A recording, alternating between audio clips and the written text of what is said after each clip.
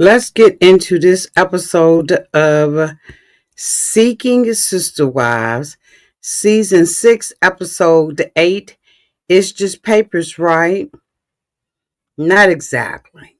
Let's get into it.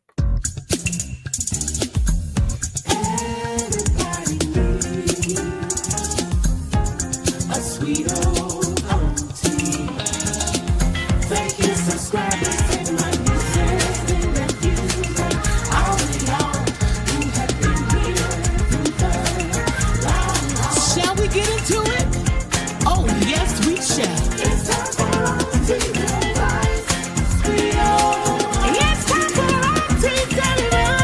Oh, yeah. It's time for Auntie Advice.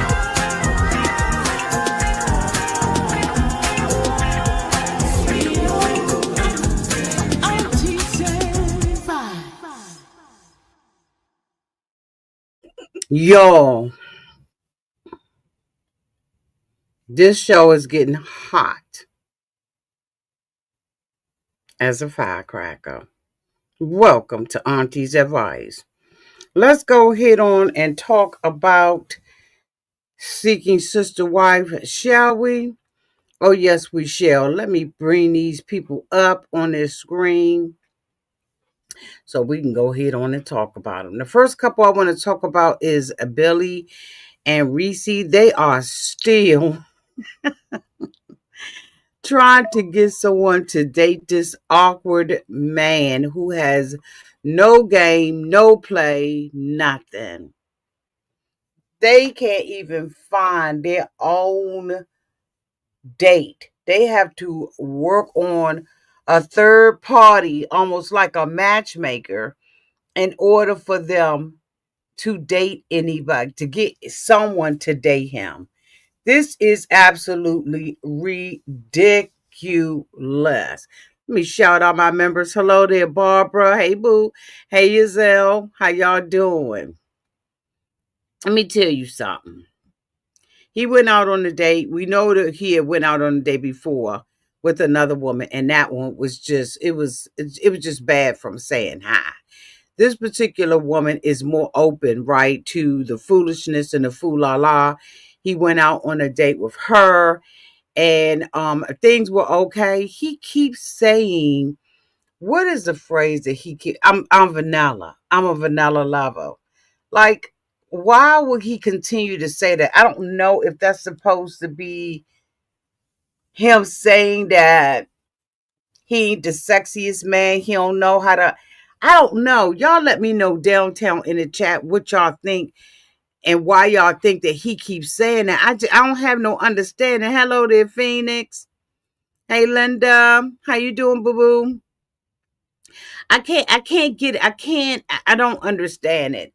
But this couple is just not doing anything for me right now. And, him and the other woman, they agree to date one another, and she wants to now meet the wife. It is what it is. Okay? Until it ain't what it ain't. I swear to God.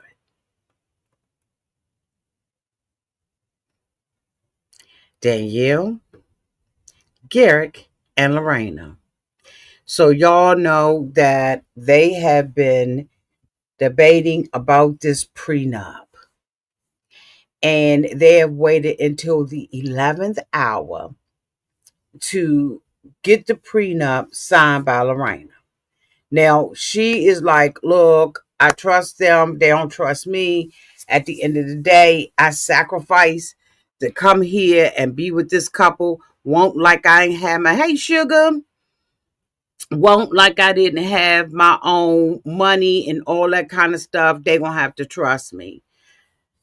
The brother comes over, they get all of the documentation that they were supposed to get a long time ago. He makes a comment and says, well, I guess that's why they give y'all 90 days, so y'all can get this done in 90 days and not 2 days. So of course Danielle is feeling some kind of way about this, but for some reason she gets her ass in the car and drives down to the courthouse, which I cannot understand why she wants to be so intimately involved in what is going on between the two of them. Danielle gave up her rights about 2 or 3 years ago to divorce Garrick so that they could bring Roberta into the family. Roberta, according to them, took money and stuff like that from them. And so, that did not work. And we saw them, still on the hunt looking for another wife. And so they found Lorena in Brazil on a dating app. And she was willing to give up her life, but she ain't willing to give up all of it. Okay.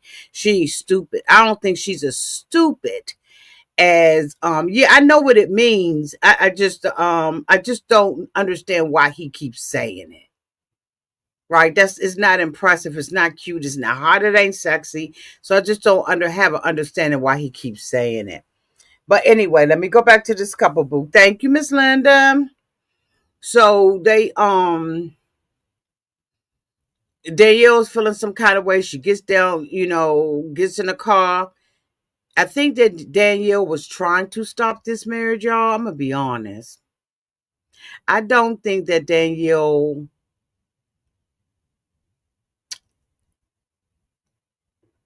likes this arrangement. Danielle says she's my sister, but it's always a but. So I don't know if she is. Well, I know that she's jealous. She has lost her right to really be able to say anything. Because he is enamored with this woman. And she sees that, she feels that. When the girl came into the house, Danielle's main thing that she wanted to talk about was how many times they was going to change the sheets. And I just was like, why would a woman be concerned about the laundry and how much she's going to change the sheets if she doesn't know that her man going to be banging it?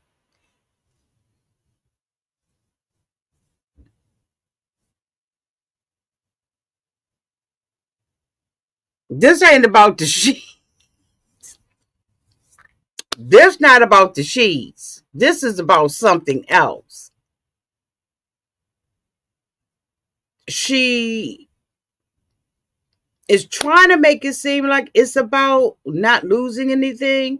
But really, Danielle, I think, knows that when this woman gets to be the wife, that things can change, prenup or no.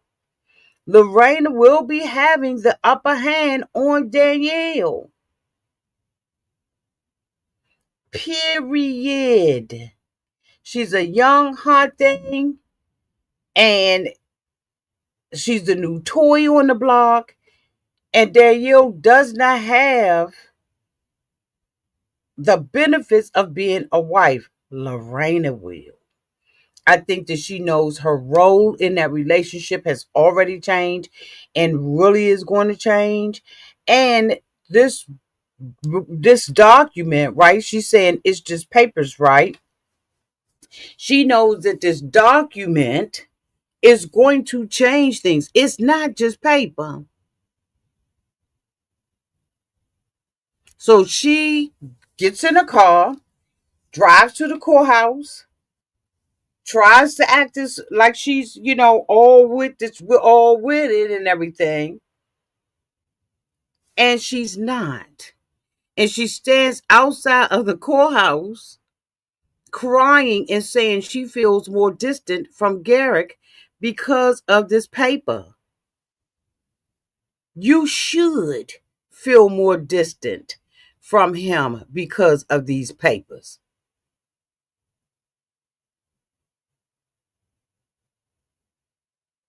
Danielle has always been in control and has always been in the background with the puppet strings when it came down to these wives.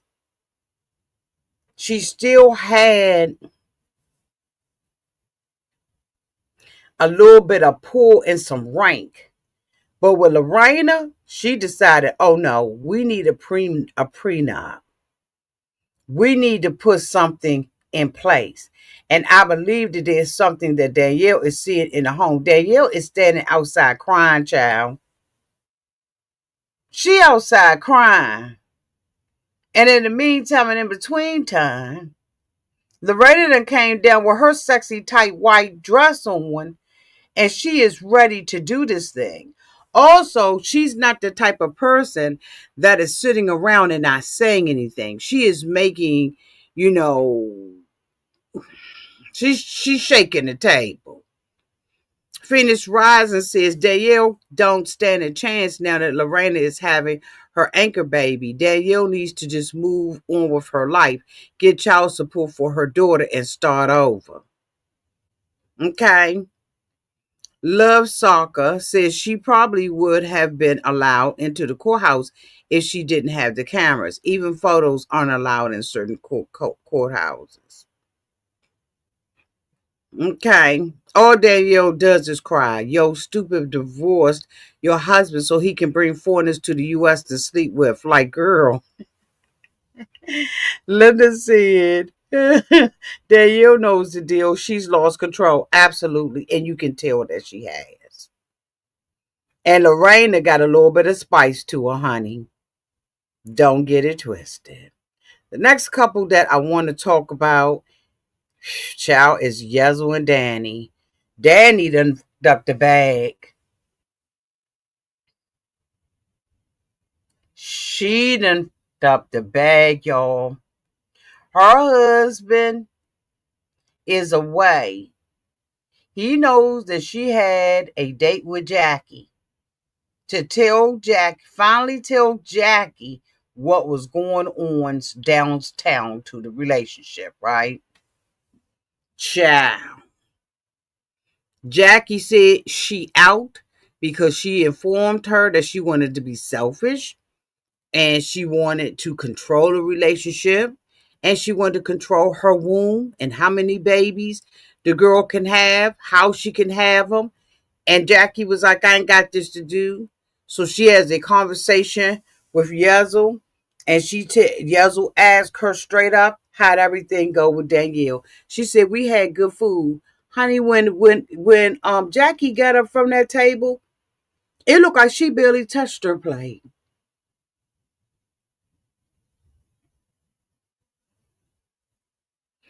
Jackie got in and Jackie got out. And now she's telling Yzel that Jackie is out. And Yzel is mad, as we knew he was going to be, because he still wants more children. Danny, unfortunately, is unable, okay, to give them to him. She is now willing to be pregnant again. She tells him that, Jackie has said, why y'all ain't tell me this early? This is very selfish of her. And I think that this is absolutely going to jeopardize Danny's relationship with Yzel. And I would not be surprised if he went behind her back and had a complete and total affair with Jackie. And he said, even if Jackie don't come back or we don't fix the situation with Jackie, you making it almost virtually impossible for me to be with someone else, for someone else to be interested. Yzel is ready for some new poo-poo. Okay? And it's just as simple as that. And that's on period. Our last couple, because I ain't going to hold y'all long. This was so pathetic. Y'all, this was so pathetic. This was so pathetic.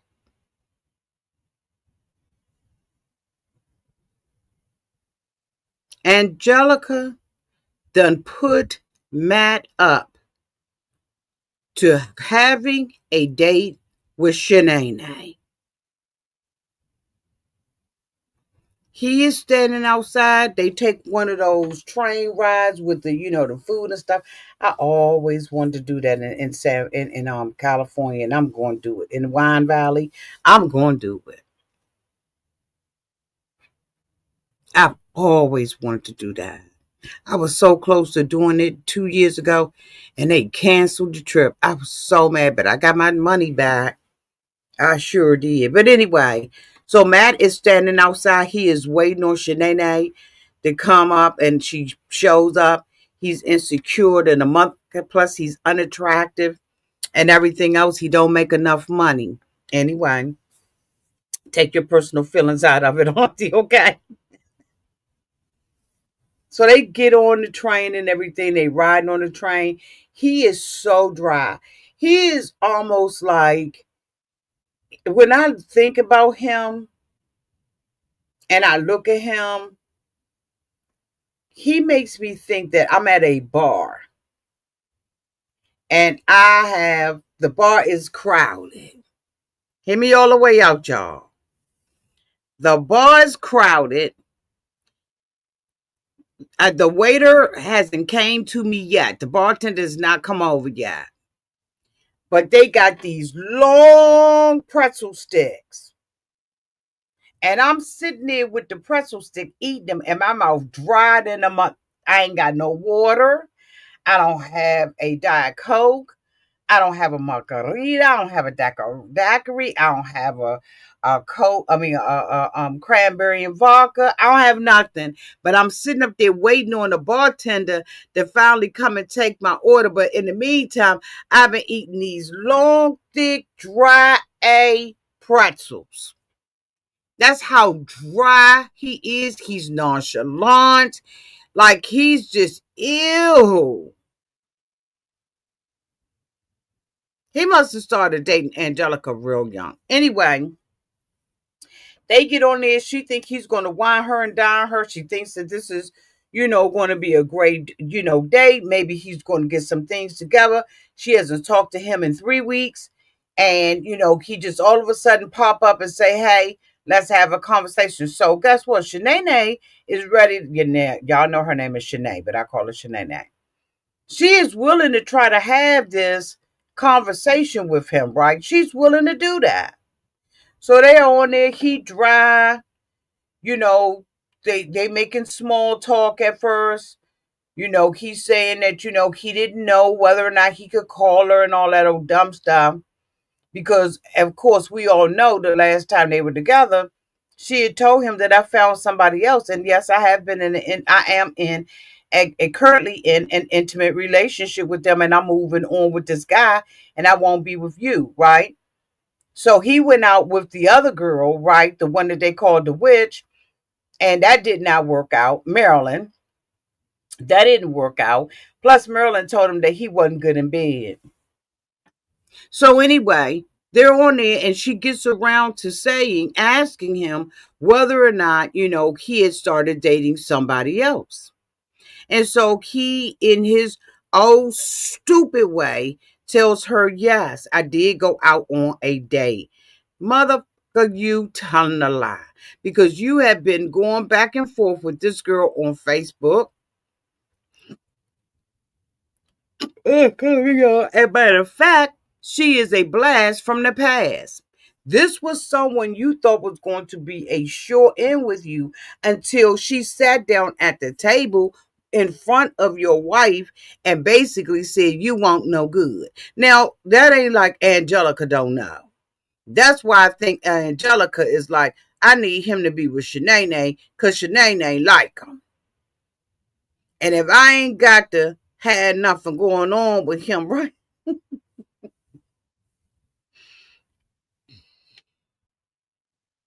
So Shenai was like, oh, so basically you had moved on.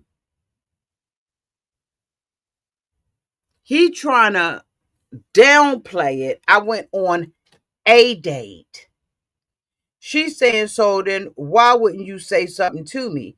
He says, well, basically he's saying to her, you had started seeing somebody and you were in a relationship with us. So basically you were cheating and you went on out on a, like, wait a minute, what? Wait a minute. You are married and have invited Shenai into your relationship with your wife and you feel like she don't get an opportunity to date somebody when you got a whole wife that you living with, sleeping with, raising a family with, and Shenai is wrong because she's doing the same thing y'all doing.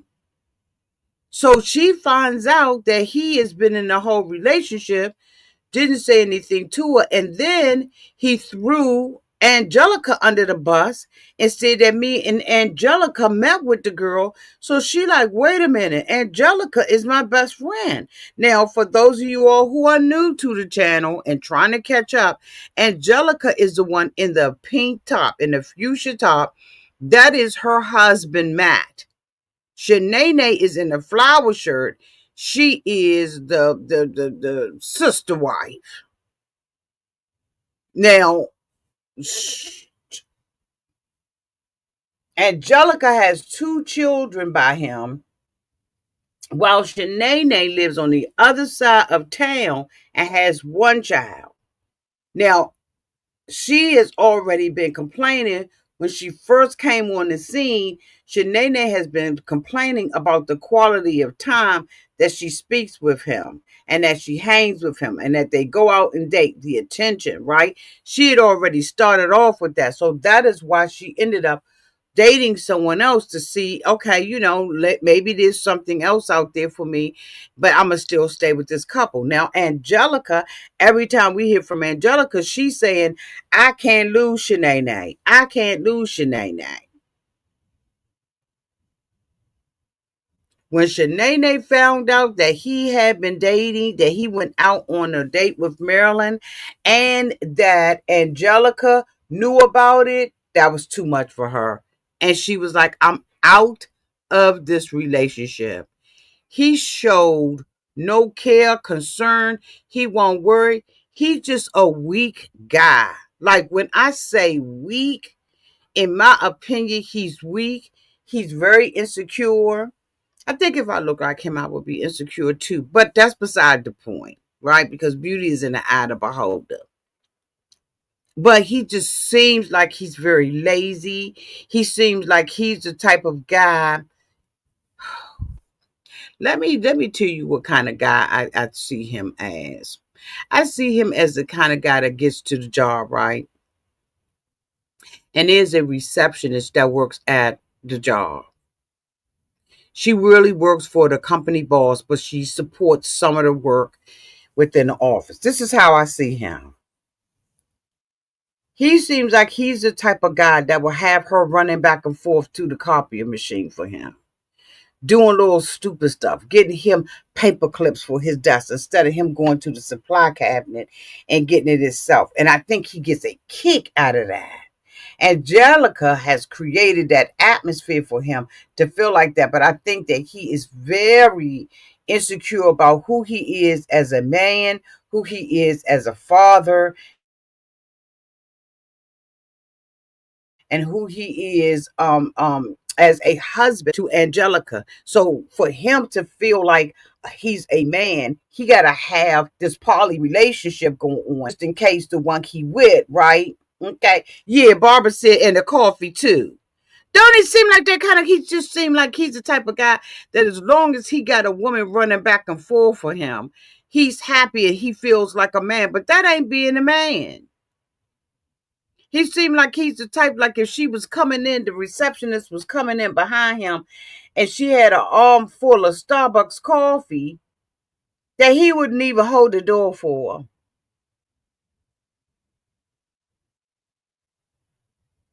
Shenai sat up there and started crying because she wanted to maintain and be in this relationship with him.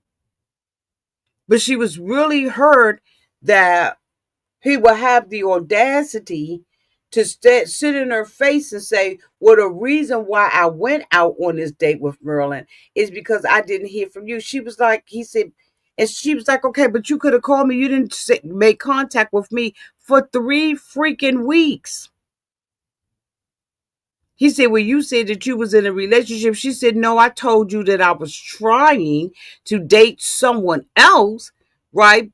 in case this did not work, which is her prerogative. She's a single woman. She ain't got to be tied down with him and his wife. The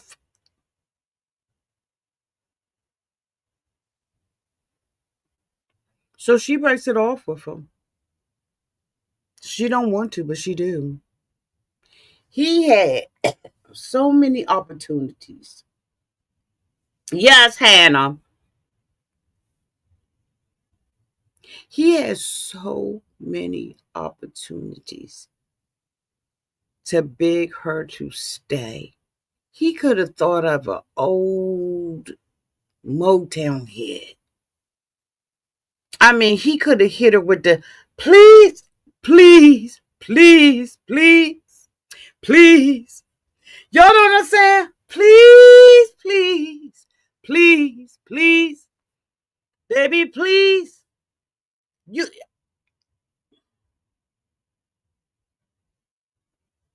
There was a window, but him not speaking up and then being sassy.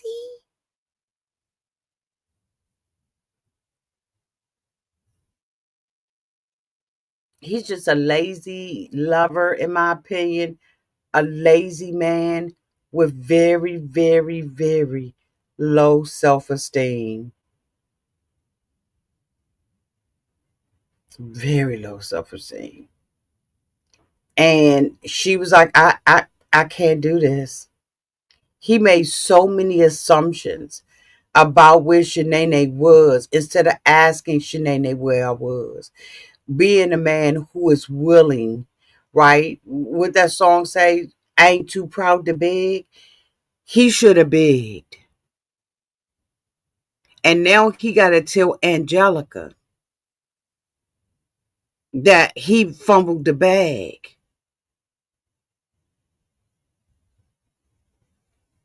Absolutely. Okay, Barbara. How about that? How about that? And you know what the thing about it is, once I discovered that you that kind of man, I want nothing else to do with you. Nothing else. Because what you not going to do is run me in the office or run me, like, ain't nobody got time for that. There was so many opportunities for him to clarify things with Shanae, to say, Shanae, hey, look, I really do want to be with you. I like you. He just sat there like, she led the conversations. She asked him flat out, when was you going to tell me? You was going to wait for me to break up with a man who I could potentially see myself be in a long-term relationship before you said something? If she had not asked, he wouldn't have said anything. He thought he told her he just thought that they was gonna go out on a simple day, have a great time, and all of that. It takes more than just showing your fat. uh, it takes more than showing up, and that's all he did was show up with some flowers in his hand that probably Angelica went and got from the store.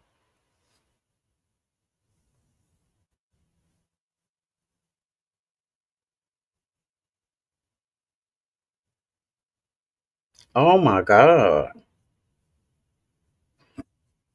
Y'all let me know downtown in the comments in the chat what y'all thought about this episode. It wasn't a lot going on. When it is, we will talk about it. But y'all let me know downtown in the comment section what y'all think.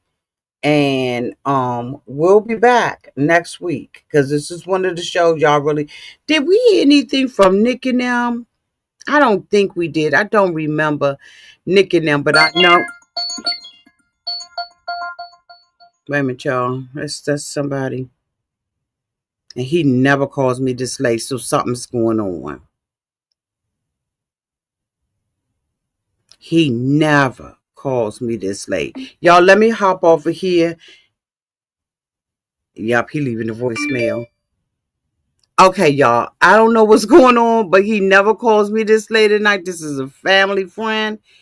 So I'm going to hop off of here. Y'all let me know what happened downtown. And what y'all think downtown in the comment section. Love y'all. Bye.